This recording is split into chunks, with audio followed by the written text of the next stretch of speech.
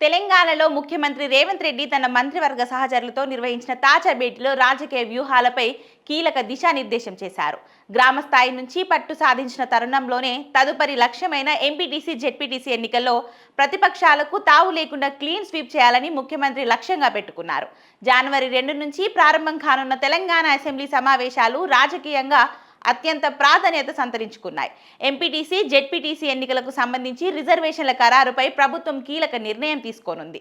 ముఖ్యంగా బీసీ సామాజిక వర్గాలకు 42% రిజర్వేషన్ల కల్పన విషయంలో కేంద్రంపై ఒత్తిడి పెంచేలా అసెంబ్లీలో తీర్మానం చేసే అవకాశం కనిపిస్తుంది.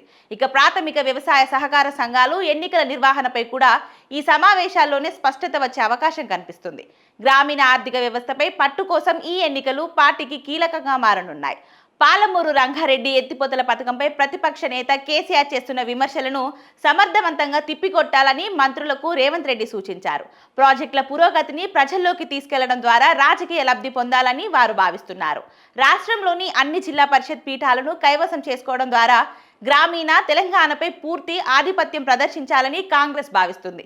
ఇదిలా ఉండగా పంచాయతీరాజ్ చట్టం 2018పై అవగాహన కల్పించే తెలంగాణ గ్రామీణాభివృద్ధి సంస్థ రూపొందించిన గ్రామ పంచాయతీ ప్రజా ప్రతినిధుల కారదీపిక పుస్తకాన్ని సీఎం రేవంత్ రెడ్డి ప్రారంభించారు. ఈ 292 పేజీల పుస్తకం ద్వారా కొత్త ప్రతినిధులకు వారి అధికారాలు, బాధ్యతలపై స్పష్టతనివ్వనున్నారు. ఇది గ్రామీణ స్థాయిలో పాలనకు క్రమబద్ధీకరించడమే కాకుండా పార్టీ ప్రతినిధులు ప్రజలకు మరింత చేరువయ్యేలా దోహదపడుతుందని సీఎం రేవంత్ రెడ్డి తెలిపారు.